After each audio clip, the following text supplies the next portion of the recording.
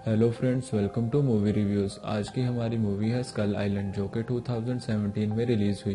ये हॉलीवुड की one of the best movies में से एक है। तो चलते हैं अपनी मूवी की तरफ। तो मूवी के शुरू में हम एक आइलैंड देखते हैं और कुछ ही देर बाद यहाँ एक प्लेन क्रैश होकर गिरता है और थोड़ी ही देर में हमें एक पायलट जो कि पैराशूट की मदद से नीचे आता है वो दिखाई देता है। और कुछ ही देर बाद यहाँ एक और प्लेन क्रैश होकर गिरता है और उसमें से भी पैराशूट की मदद से एक लड़का नीचे आता है। और अब ये पहले वाला उस पर गन की मदद से फायरिंग करता है, लेकिन उसे कोई गोली नहीं लगती। अब की बार वो इस पर फायरिंग करता है, जिस पर ये वहाँ से भाग जाता है और वो इसका पीछा करने लग जाता है। और ये दोनों एक दूसरे का पीछा करते जंगल में आ जाते हैं और ये जंगल में एक ऐसी जगह पहुँचते हैं जहाँ आगे जाने का रास्ता बिल्कुल नहीं था।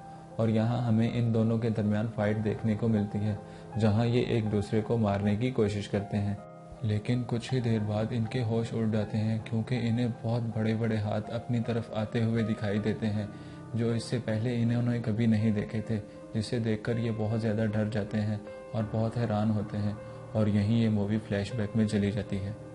अगले सीन में हमें वर्ल्ड वॉर 2 दिखाई जाती है और इसके बाद न्यूक्लियर टेस्टिंग, जो कि अमेरिका और रशिया के दरमियान होती है। इसके बाद हमें कुछ लोग व्हाइट हाउस के बाहर प्रोटेस्ट करते हुए दिखाई देते हैं, जो जंगबंदी के बारे में थी। इसके बाद हम एक आदमी को गाड़ी से निकलते हुए देखते हैं, जिसका नाम बिल रेंडा है और ये मोनाक कंपनी से ताल्लुक़ रखते हैं। और ये इस जगह सेनेटर विलेज से मिलने आए हैं, जो कि इस वक्त प्रेसिडेंट हैं। सेनेटर से मिलने के बाद ये उन्हें एक आइलैंड के बारे में बताते हैं और उसका मैप भी दिखाते हैं। ये एक ऐसा आइलैंड है जो दुनिया के किसी भी मैप में मौजूद नहीं है और ये बहुत ख़तरनाक आइलैंड है।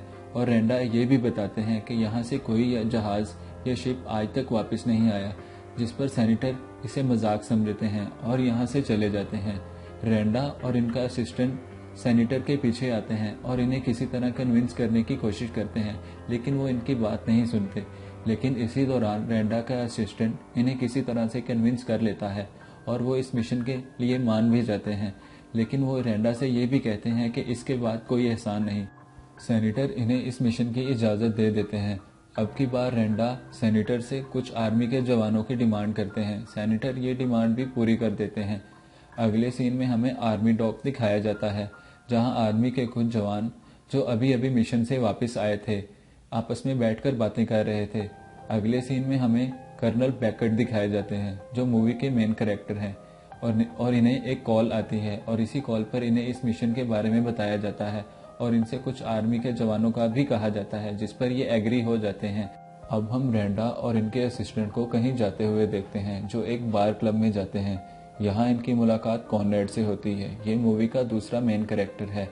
ये इन्हें जंगल में रास्ता दिखाने में इनकी मदद करने वाला है। ये उसे काफ़ी अमाउंट ऑफर करते हैं, जिस पर वो इस मिशन पर जाने के लिए एग्री हो जाता है। और ये मेसन वीवर हैं, जो कि एक फोटोग्राफर हैं और ये भी इस मिशन का पार्ट हैं। अगले सीन में हम शिप को चलते हुए देखते हैं। अगले सीन में हम इन सब लोगों को एक क्लास में बैठे हुए देखते हैं, जहां इन्हें मिशन के बारे में बताया जाता है और सब अपने अपने पॉइंट्स यहाँ क्लियर करते हैं। इन्हें यह भी बताया जाता है कि वहाँ जाने के बाद 3 दिन के बाद एक रिफ्यूलिंग शिप इन्हें लेने के लिए आएगा, तो कोई भी उस शिप को मिस मत करे। यहाँ ये क्लास ख़त्म हो जाती है। अब हम देखते हैं कि ये आइलैंड के बहुत करीब पहुँच जाते हैं, लेकिन आगे बहुत बड़ा तूफान होता है। टेक ऑफ करते हैं। तूफान बहुत ज़्यादा होने की वजह से आगे जाना बहुत मुश्किल था, लेकिन ये फिर भी इसके बावजूद भी आगे बढ़ते हैं। तरह से तूफान से बाहर निकल जाते हैं और ये उस आइलैंड पर पहुंच जाते हैं। ये सब लोग बहुत ज़्यादा खुश होते हैं। आइलैंड बहुत ज़्यादा खूबसूरत होता है। यहाँ इन्हें बहुत बड़े बड़े पहाड़ देखने को मिलते हैं और ये इनके हेलीकॉप्टर इनके ऊपर से गुजरते हुए जंगल में पहुँच जाते हैं, जहाँ ये खाली जगह देखकर एक हेलीकॉप्टर यहाँ लैंड करता है और वो अपना सामान बाहर निकाल लेते हैं और ज़मीन की रेडिएशन चेक करना शुरू कर देते हैं। दूसरी तरफ बाकी बॉम्ब गिराना शुरू कर देते हैं, जिसकी वजह से नीचे जानवरों को काफ़ी नुकसान होता है और ये लोग रेडिएशन लेनी शुरू कर देते हैं और इन्हें काफ़ी अच्छा रिस्पांस मिलता है और बाकी सब अपना काम कर रहे होते हैं। इसी दौरान कोई बहुत बड़ा दरख्त हवा में इनकी तरफ फेंकता है, जिसकी वजह से एक हेलीकॉप्टर क्रैश हो जाता है। अब हम देखते हैं कि एक बहुत बड़े साइज़ का बंदर जो कि इनके सामने होता है और इन पर हमला कर देता है। ये सब लोग बहुत ज़्यादा हैरान होते हैं, क्योंकि इन्होंने इससे पहले ऐसी चीज़ कभी नहीं देखी थी। वो बंदर बहुत ज़्यादा गुस्से में इन पर हमला कर देता है, क्योंकि इन्होंने बॉम्ब गिराए थे और ये बहुत ज़्यादा हेलीकॉप्टर्स को तबाह कर देता है, जिसकी वजह से काफ़ी ज़्यादा लोग मारे जाते हैं। अब सारे हेलीकॉप्टर क्रैश हो जाते हैं और ये सब लोग अलग अलग बिखर जाते हैं। ये राक्षस यहाँ से चला जाता है। अब हम कॉनरैड को देखते हैं, जो अपने साथ मौजूद लोगों को यहाँ से लेकर आगे बढ़ता है। दूसरी तरफ हम आर्मी के जवानों को देखते हैं, जो बहुत ज़्यादा जख्मी होते हैं। ये कैप्टन के साथ होते हैं और इन्हें अपने साथियों की मौत का बहुत ज़्यादा दुख होता है। अब कैप्टन रेंडा के पास जाता है और उससे इस सब के बारे में पूछता है। रेंडा कर्नल को बताता है कि कई साल पहले एक शिप लापता हुआ था, जिसमें तमाम लोग मारे गए थे। सिर्फ रेंडा ही बच पाया था। तब इसने इस राक्षस को यहाँ देखा था और तब से वो इसकी तलाश में है। कैप्टन बहुत ज़्यादा गुस्से में होता है और वो अपने साथियों की मौत का बदला इस राक्षस को मारकर लेना चाहता था। इस जंगल में इन्हें काफ़ी ज़्यादा अजीबोगरीब चीज़ें देखने को मिलती हैं, जो इससे पहले इन्होंने कभी नहीं देखी थी।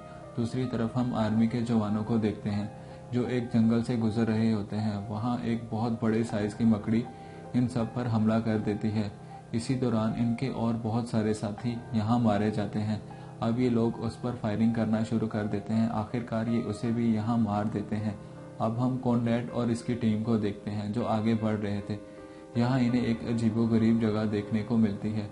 जैसे ही ये लोग आगे बढ़ते हैं, कुछ लोग इन पर हमला कर देते हैं, जो दिखने में बहुत ज़्यादा अजीब थे। लेकिन यहाँ पर एक आदमी आ जाता है, जो इन्हें हमला करने से मना करता है और वो इन्हें बताता है कि वो वर्ल्ड वॉर 2 के टाइम से यहाँ पर है। ये वही आदमी है जो हमें मूवी के शुरू में दिखाया गया था, जिसका प्लेन क्रैश हो जाता है। इसका नाम मार्लो है। अब हमें ये भी पता चलता है कि जो पायलट इसके साथ था, उसकी यही मौत हो गई। ये इन्हें लेकर कबीले चला जाता है। वहाँ के लोग इन्हें यहाँ रहने की इजाज़त दे देते हैं। अब ये लोग एक मंदिर में जाते हैं, जहाँ हमें पता चलता है कि जिस राक्षस ने इन पर हमला किया था वो कॉन्ग है और वो इन सब लोगों को उनसे बचाता है, जो इन लोगों को यहाँ रहने नहीं देते और खा जाते हैं। कॉनरैड मार्लो को बताता है कि 3 दिन बाद यहाँ एक रिफ्यूलिंग शिप आने वाला है, जिसकी मदद से वो यहाँ से निकल सकते हैं। मार्लो बताता है कि 3 दिन में वहाँ पहुँचना बहुत ज़्यादा मुश्किल है और ये यहाँ से नहीं निकल सकते। इसके बाद वो इन्हें अपनी एक बोट दिखाता है, जिसे उसने अपने प्लेन की मदद से बनाया था, जो दिखने में बहुत ज़्यादा अच्छा नहीं लग रहा था। लेकिन ये लोग मिलकर उसे ठीक करने की कोशिश करते हैं और इसे आखिरकार ठीक कर लेते हैं। यहाँ हम मूवी के एक और करैक्टर को देखते हैं, जिसका नाम मार्क चैपमैन है और इसका हेलीकॉप्टर पहाड़ की सबसे ऊपर वाली चोटी पर क्रैश हुआ था और इसी के हेलीकॉप्टर में बहुत ज़्यादा हथियार मौजूद थे। यहाँ हम देखते हैं कि एक अजीब सा राक्षस इस पर हमला करता है और इसकी यहाँ मौत हो जाती है। दूसरी तरफ हम कॉनरैड और इसके साथियों को देखते हैं, जो अपनी बोट को ठीक करके यहाँ से निकल रहे होते हैं। ये लोग यहाँ से बोट की मदद से निकल जाते हैं। ये अभी कुछ ही दूर जाते हैं कि कुछ उड़ने वाले राक्षस इन पर हमला कर देते हैं और यहाँ इनके एक और साथी की मौत हो जाती है। ये सब लोग बहुत ज़्यादा दुखी होते हैं। थोड़ा ही आगे जाने के बाद इन्हें कर्नल और बाकी आर्मी के जवान मिल जाते हैं। ये बहुत ज़्यादा खुश होते हैं, लेकिन कर्नल इन्हें बताता है कि ये लोग अभी वापस नहीं जा सके क्योंकि इन्हें बदला लेना है। और वो बताता है कि चैपमैन के हेलीकॉप्टर में बहुत ज़्यादा हथियार हैं, जिसकी मदद से वो कॉन्ग को मार सकते हैं। लेकिन मार्लो इन्हें बहुत मना करता है, लेकिन ये उनकी एक भी बात नहीं सुनते और ये आगे बढ़ते हैं। वहाँ एक और राक्षस यानी खोपड़ी राक्षस इन पर हमला कर देता है। ये सब लोग इसे देखकर बहुत ज़्यादा डर जाते हैं और अपनी जान बचाने के लिए छुप जाते हैं। इतने में खोपड़ी राक्षस अपने मुंह से एक खोपड़ी को बाहर फेंकता है। इसके ऊपर एक पेंडेंट लगी होती है। ये वो पेंडेंट है जो हर आर्मी के जवान के पास मौजूद थी। अब हमें ये भी पता चल जाता है कि मार्क चैपमैन की भी यहाँ डेथ हो चुकी है और इसके बाद बारी थी रेंडा की। वो राक्षस रेंडा पर हमला करता है और इसे पूरा निकल जाता है। यहाँ रेंडा की भी मौत हो जाती है। ये लोग इससे फाइट करने की बहुत कोशिश करते हैं और आखिरकार इसे मार देते हैं। आगे जाने पर कॉनरैड और बाकी सर्वाइवर कर्नल को बहुत समझाते हैं और इसे बताते हैं कि कॉन्ग इन सब की हिफाजत करता है, लेकिन कर्नल को अपना बदला लेना था। वो बहुत ज़्यादा गुस्से में था और वो कॉनरैड से कहता है कि तुमने हमें रास्ता दिखाने के पैसे लिए हैं और तुम हमें हेलीकॉप्टर तक का रास्ता बताओ। जिस पर कॉनरैड इसे हेलीकॉप्टर तक का रास्ता बता देता है और खुद बाकियों को लेकर यहाँ से आगे बढ़ जाता है। यहाँ कर्नल अपने सिपाहियों के साथ हेलीकॉप्टर तक पहुँच जाता है, जिसमें बहुत ज़्यादा हथियार मौजूद थे।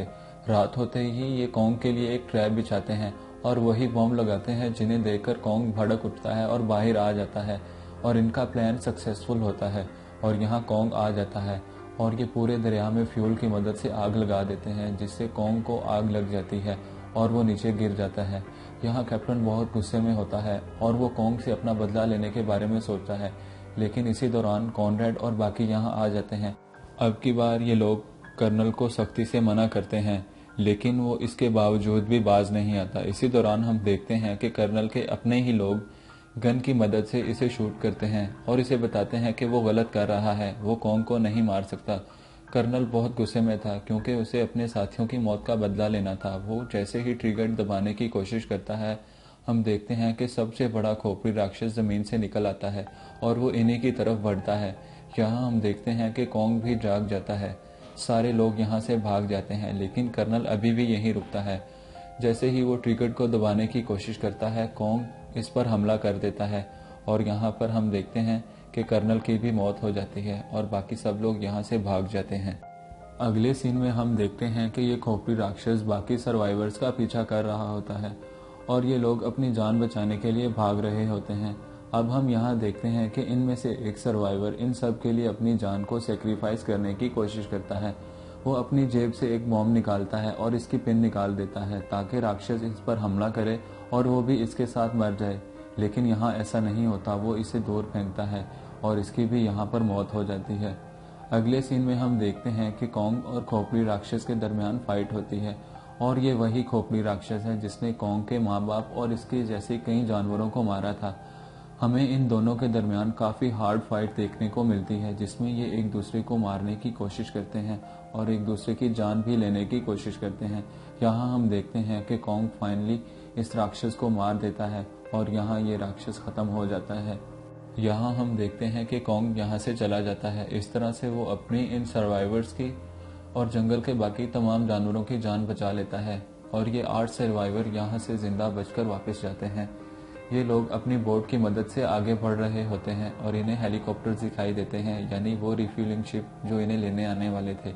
इस तरह से इन सब की जान बच जाती है और ये वापस पहुंच जाते हैं।